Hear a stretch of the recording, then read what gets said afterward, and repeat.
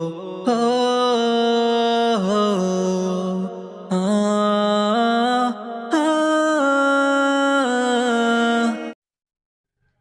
علیکم ورحمۃ اللہ وبرکاتہ۔ حکیم منور حسین صدیقی آفیشل کو سبسکرائب کریں اور صدقہ جاریہ میں شامل ہو جائیں۔ دین کی باتیں ایک دوسرے تک پھیلانا صدقہ جاریہ ہے۔ بلغوا انی ولو آیہ، حدیث میں آتا ہے کہ ایک ہی بات اگر تمہیں معلوم ہو تو دوسرے تک پہنچائے۔ آپ حکیم منور حسین صدیقی کو سبسکرائب کریں، کمنٹ کریں اور شیئر کریں۔ انشاءاللہ یہ صدقہ جاریہ جب تک رہے گا تو آپ کو اس کا ثواب ملتا رہے گا۔ السلام علیکم ورحمۃ اللہ وبرکاتہ۔ آج میں آپ سب کے خدمت میں اسلامی معلومات اور تاریخی حوالہ جات لے کر کے حاضر خدمت ہوا ہوں۔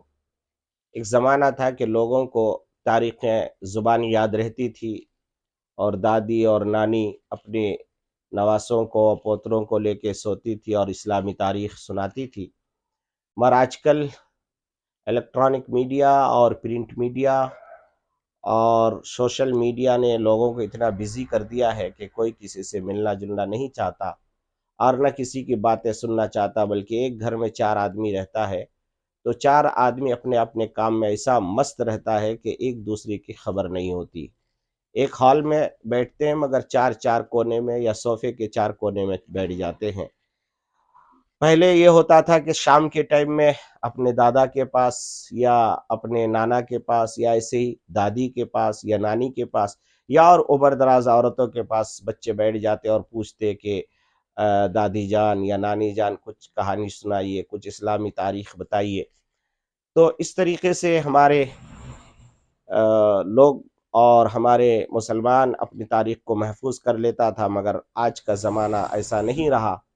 اس لیے میں نے مناسب سمجھا کہ سوشل میڈیا پر لوگ جو ہے گھنٹوں واہیات فضولیات پر ٹائم پاس کرتے ہیں، تو اسلامی معلومات روزانہ تھوڑا تھوڑا کر کے قسط وار یعنی مسلسل کچھ نہ کچھ آپ تک پہنچاؤں، کیونکہ یہ ہمیں حکم ملا ہے کہ آپ جو ہے اس کو پہنچائیں، تو ہماری ذمہ داری ہے بلغوا انی ولو آیہ۔ تو اسی کے پیش نظر میں آج اسلامی تاریخ کے سب سے پہلے زمزم کے کنویں سے اپنی بات شروع کرنے کی کوشش کر رہا ہوں، کیونکہ زمزم ایک ایسا پانی ہے جس کے بارے میں اللہ کے نبی صلی اللہ علیہ وسلم نے فرمایا زمزم لما شرب لہ، کہ زمزم ایک ایسا مبارک پانی ہے، ایک مبارک ماں ہے، ایک مبارک آب ہے کہ اس کو جس نیت سے پیا جائے گا اللہ تبارک و تعالیٰ اسے کامیابی عطا فرمائے گا۔ تو آئیے بات کو لمبی نہ کرتے ہوئے بالکل اصل مقصد کی طرف، یعنی تاریخ کے حوالے سے کچھ باتیں۔ رات کا آخری پہر ہے، تقریباً سارا ہی مکہ نیند کے مزے لے رہا ہے۔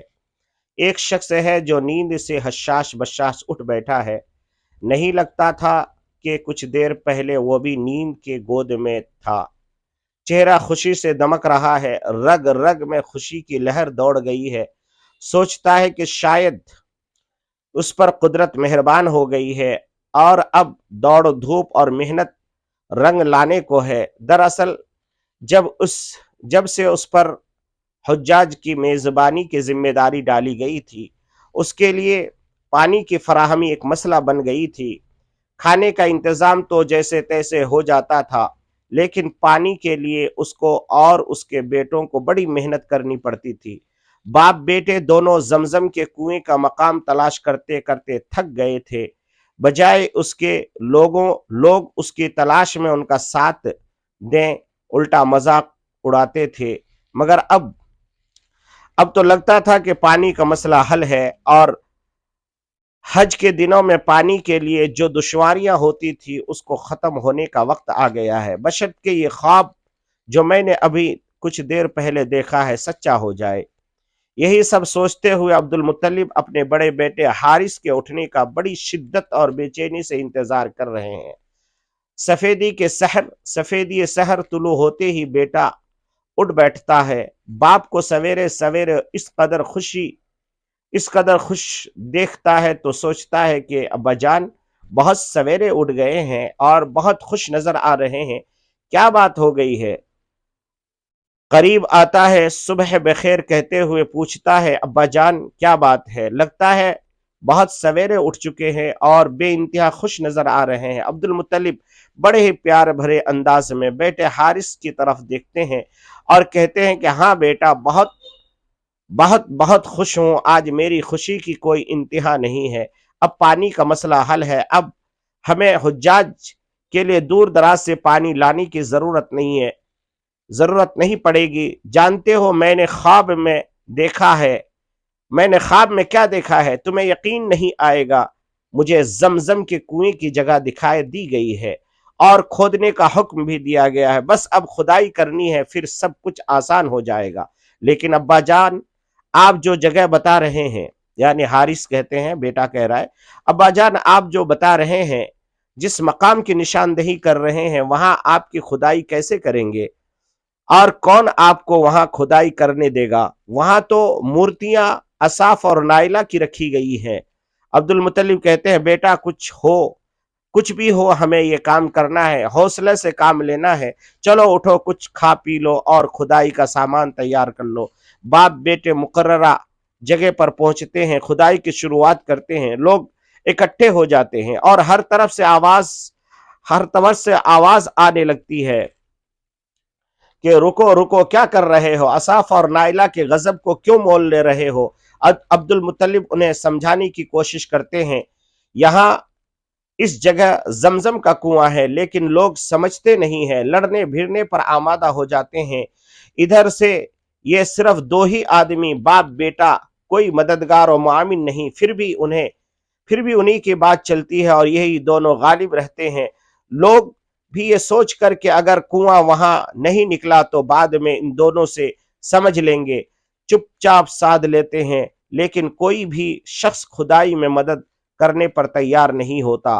صرف باپ بیٹا دونوں ہی کھودنے میں مصروف رہتے ہیں۔ اسی وقت عبد المطلب اپنی تنہائی کو محسوس کرتے ہیں اور یہ نظر مانتے ہیں کہ اگر یہاں پانی کا چشمہ نکل آیا اور اللہ مجھے 10 بیٹے عطا کرے تو میں ایک کو خدا کے نام پر قربان کر دوں گا۔ یہ منت مان کر کام میں لگ جاتے ہیں، کھدائی جاری رہتی ہے۔ اسی دوران اس جگہ سے رفتہ رفتہ وہ چیزیں برآمد ہوتی ہے جو بنو جرہم نے زمزم کے کنویں میں اس وقت دفن کر دی تھی جب قبیلہ خزاعہ نے مکہ پر دھاوا بول کر انہیں وہاں سے نکال کر اپنا قبضہ جما لیا تھا، جن میں تلواریں، زرین اور سونے کی 2 ہرن بھی تھے۔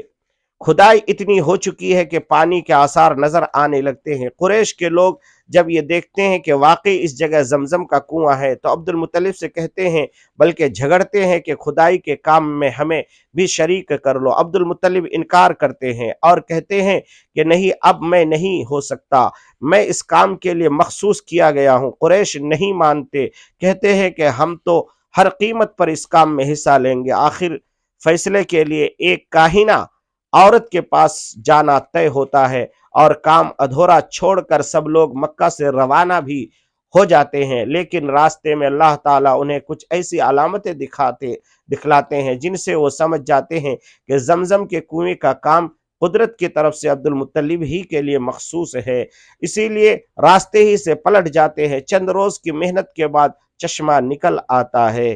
اس کا پانی پی کر کل تک جو لوگ کھدائی کے مخالف تھے، باپ بیٹے کو اس کام سے منع کر رہے تھے، کبھی ان کا مذاق بھی اڑا رہا تھا، آج وہی لوگ خوشی سے پھولے نہیں سما رہے ہیں۔ گھر گھر میں خوشی کی سما ہے، ہر طرف سے سلامت مبارک کی آوازیں آ رہی ہے اور عبد المطلب کی آنکھوں میں خوشی کے آنسو اور لب پر خدا کا شکر آتا ہے۔ انشاءاللہ پھر باقی کیا ہوا کل آپ سے اسی مضمون پر ملاقات ہوگی، اور روزانہ رفتہ رفتہ ہم اسلامی تاریخ کو آپ کے سامنے پیش کریں گے۔ دعا کیجئے کہ اللہ تبارک و تعالی ہمیں اس پر عمل کی توفیق عطا فرمائے، اور جو لوگ حج کو یا عمرہ کو جانے کا ارادہ رکھتے ہیں، اللہ ان کے سفر کو آسان فرمائے، قبول فرمائے، آمین۔ وآخر دعوان الحمدللہ رب العالمین۔ کل اسی وقت پھر آپ سے ہماری ملاقات ہوگی اسی مضمون کو لے کر انشاءاللہ۔ مکمل اسلامی تاریخ کو آپ کے سامنے پیش کیا جائے گا۔ جزاک اللہ خیر الجزا۔